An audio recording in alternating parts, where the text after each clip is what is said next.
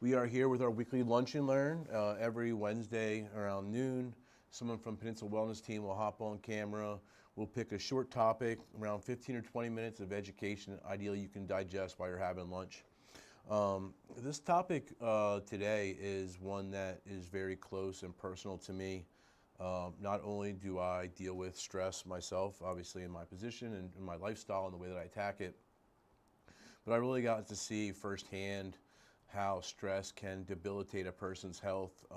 Quite honestly, growing up and watching how my father dealt with stress improperly, and then the repercussions of not dealing with that stress properly, not changing diet, not changing behavioral patterns, and then ultimately seeing it take his life at a pretty early age. So as I go and get into this particular topic, I feel like maybe more so than most, it's important to, in case someone doesn't know, I'm not a doctor, I'm not giving medical advice. We believe that mental health and stress are very important topics that should be handled by professionals, because if not catered to, could have some really serious repercussions. So as I dive in today about stress and how it can manifest itself within your body, how your endocannabinoid system works to battle stress, and then I'll kind of go into, I know the titles will say strains and products to avoid. We'll be talking not just about strains specifically, but also terpenes and cannabinoids that you'll want to avoid, and then terpenes, cannabinoids, and products that you'll want to seek. So I wanted to start with both causes of stress and then how stress can present itself in the body, because I think oftentimes people are not fully aware of the wide reach and negative impacts that stress can have on the body. Stress can have, there's some positive things. There's folks, like I put myself in, that once you've manifested and learned how to deal with stress, you can actually use stress to your advantage and using your body's fight or flight system to your advantage at times. But constantly living in that fight or flight mentality, constantly being stressed out 24/7 has shown to have significant health consequences. In case you're wondering, some causes of stress, we find that it can be from anywhere. It can be from your work, it can be from family, it can be from the weather, it can come from all these external places that put a change in your body and change how your body is operating when it's under the stress condition. When your body is stressed, a lot of people think about being tired. Maybe they think about getting a headache. Maybe they think about difficulty sleeping, irritability, difficulty concentrating. When you're stressed out, it's tough to concentrate on things. But it goes to much more of a physical position as well. You think about high blood pressure, you think about abnormal heartbeats, hardening of arteries, heart disease, fertility problems, changes in sex drive, arthritis, asthma. All of these conditions that can be hypersensitive and can be worsened when a body's in stress are all important reasons why, as individuals in a high stress environment, we are doing everything we possibly can to mitigate the stress that our body's getting and making sure that we're taking healthy actions to manage that stress.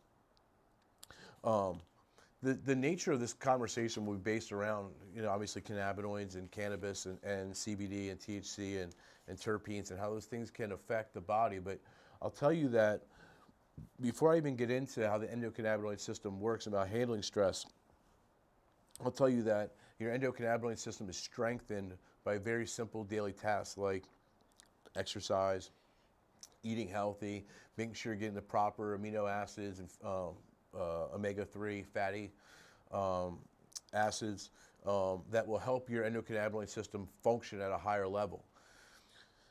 Endocannabinoid system is a receptor-based system, meaning that your body has got CB1 and CB2 receptors all over it, and it's a signaling system where your body the endocannabinoid system is looking at how cells are transferring messages from one cell to the other, and then making an assumption based upon that reception and then acting. So, for instance, if your body is in a stress condition, like you're running, your body starts releasing natural cannabinoids that are androgenous to your body, meaning your body makes cannabinoids on its own. Your body's going to release those cannabinoids to help balance the system, which is why a lot of runners talk about the runner's high that they get.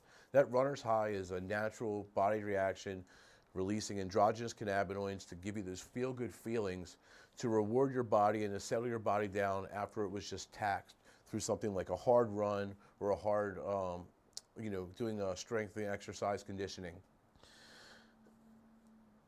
It's really unique in the fact that not all systems and most systems are not receptor based. Most systems just, they do what they do. They send one message to another receptor without this judgment, or without being able to either up or slow down the messaging receptors and the chemicals that are going from cell to cell. So when you look at stress and how it affects your body's, your everything, how it can affect your heart, it can affect your blood pressure, it affects all these different physical functionalities. And then you look at the endocannabinoid system, who helps balance and regulate all of those systems. It kind of is able to start you're kind of able to start connecting the dots and seeing how, okay, this is how, if I use cannabis, or I use CBD, and I'm using cannabinoids and impacting my endocannabinoid system, it can help my body better send the chemicals that I need to feel better, and I can create a better balance internally, and that ultimately results in me feeling better. And like I mentioned, a lot of the benefits that cannabinoids have are all based upon the strength of the endocannabinoid system working, and it's very often a 1 + 1 = 3. So as someone who deals with a lot of stress, both personally and at work, I can tell you that I've used cannabis for a long time to battle my stress. But it's really only in the last year and a half that I've really seen a marginal change. I've really seen significant change in my level of stress when I changed my diet and when I started exercising. Cannabis alone was not addressing the needs of my body for stress. Cannabis alone was not the panacea to fix what was going on in my head. I was tired, I was constantly exhausted, I was constantly stressed out, my anxiety was through the roof, I was battling depression. A lot of the very real life symptoms and effects that come from not managing the stress that I was dealing with, especially during COVID, got to a point where I was no longer able to be productive in my work. I wasn't able to perform at the level that was expected of me. And I really had to understand and take a step back and say, okay, what am I doing in my daily life today that can change to better handle the stress that I need? Because what often gets lost in folks that are in a go mindset is the fact that taking a break and recuperating and self-care and making sure that you are healing will allow you to be so much more productive than just trying to run without stopping and just trying to run right through the finish line. And that was something that was really tough for me to acknowledge and to take into play. But it's been about, like I mentioned, probably about a year and a half now. So I really started making these fundamental changes, really started making sure that, hey, if it means that I need to go out of my work day for an hour and a half to make sure I get a workout in, that's going to be well worth it, because the rest of my work day is going to be highly productive, and the rest of my work week is going to be much better than if I stop and say, okay, I'm going to ignore the workout today and I'm just going to try to work through this, and then I'm tired and I feel exhausted and I'm not taking care of myself. So before I go in and start talking about all the great products that we have at the dispensary that can help with stress, I have to hammer home the fact that if you're not eating right and you're not exercising, you're going to put yourself in a situation where your body is going to be less capable of handling any amount of stress than not. So, what products do we have in our facility? What products can you find in a dispensary that are going to help with stress and foremost? I want to start with the nature that stress presents itself and manifests itself in different ways. So, if your stress is manifesting itself in anxiety versus depression, there's going to be different paths that you're going to want to take. And if this is something that's really a significant issue for you, don't just try to pull the advice that I'm giving you from a quick 15 or 20-minute lunch and learn and make assumptions off of that. Really take the time, reach out to our patient services team, schedule that consultation, and make sure you're giving yourself the time and due diligence that you need with an expert that can walk you through this path. I'll start with CBD products with regards to stress, as those are the most readily available. You don't need a medical card to purchase CBD. You're able just to either walk right into our facility and make a CBD purchase downstairs, or if you're not local, simply go to Peninsula MD online, go to the wellness section, the shop, and then you'll see our CBD products right there. So CBD works for stress in a couple different ways. Primarily, it's interacting with those CB1, CB2 receptors. It is slowing down the metabolism of your good cannabinoids, your androgynous cannabinoids that give you those feel-good feelings. So you wake up in the morning, you exercise, you eat right, and now your body is flooding itself with some good brain chemicals. Your body is flooding itself with those good androgynous cannabinoids. By taking CBD on the regimen, it helps make sure that those good cannabinoids and your body's androgynous cannabinoids are not just broken down immediately and not just dissipated within the body. It helps maintain those levels within the body, which oftentimes leaves patients and folks that are utilizing CBD feeling less stressed, feeling better, feeling more uplifted, and then being able to go out and then be more active in their day, getting more rewarding behavior, giving them a better feeling. I would argue, once again, not a physician, but I would argue that CBD does a better job against anxiety-style stress than it necessarily does depression-style stress. And that's a little bit anecdotal for myself as well. I realized that the major benefits that I've had from starting a regimen of CBD about 2.5 years ago, every day, really led me feeling a lot less anxious. But I would still find that there were times where I would kind of get in these bouts where, you know, I just wasn't feeling as uplifted, I wasn't feeling as positive, I didn't have the same energy levels that I did. And that's where the THC, I think, really comes into play, and some of the terpenes blends can really help if you are feeling down, you are feeling stressed, and you're kind of looking for some chemicals that you can utilize that are going to give you an uplifting feeling, although it may be be manifested by the chemicals. It may not be the same natural path like CBD is. And those are strains and those are cannabis products that are going to have THC and then terpenes like limonene. Pining is a really interesting terpene when it comes to stress. There are some folks, it's very tricky, and this is when you really want to make sure you're working with a professional. Something like pining, for someone that's depressed and lacking that motivation, maybe their brain is telling them, hey, you really need to be doing this, this, and this, but their body is just failing them. Their body is not giving them the motivation that they need. We've had a lot of circumstances where implementing pining, which is a terpene that gives folks an uplifting feeling. If you think about pine trees, if you're smelling cannabis that has kind of that piney smell, that's probably high in pining. It can really give people that alertness. It can really kind of snap them into the zone. Almost similar to how uplifting medications like, I hate to say this, but somehow uplifting medications like an Adderall or Ritalin can help someone who has ADHD feel uplifted and feel able to concentrate. We get some of the same consumer feedback with the terpene pining. The problem is that for folks that have mental health issues, that are battling anxiety in particular, using pining could spark that anxiety. We have a lot of folks that really have to stay away from pining. They'll go more towards limonene. They'll find that limonene gives them enough of the uplifting effect that they need, and they'll kind of avoid pining because limonene will give them the balance of an uplifting effect that they're looking for without giving them that increased anxiety. So pining is one that can help. I mentioned limonene a lot. Limonene seems to be the go-to. When someone tells me that they're stressed, they're having some issues concentrating and focusing throughout the day, I think limonene is a really great resource for those patients that need daytime use, but are looking to avoid pining. And then, of course, just from the relaxation standpoint, so those are terpenes that can kind of help you go through your day-to-day without losing alertness, without losing some of the acute awareness that you would need to be able to get through your day-to-day activities. But then there comes the evening time where I think oftentimes the need changes. So if you're dealing with a lot of stress and it's the evening time, a lot of times it's not how do I have more energy or how do I give myself the momentum and motivation to be able to get through this.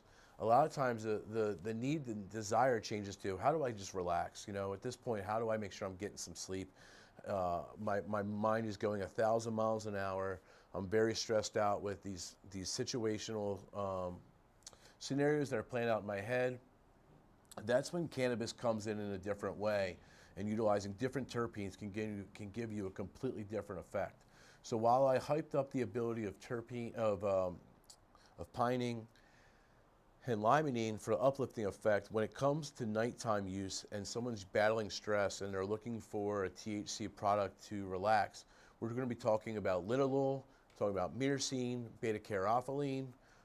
Let's start with linalool. Linalool is a terpene that can be found in lavender. It's got a floral scent. It's known to be very calming. It's also known to, you know, to give you that couch lock, to give you some of that, maybe that very relaxed feeling that would be an antithesis if you have a lot of things to get done. It may not be something that you would want to use if you're a parent chasing around kids all night.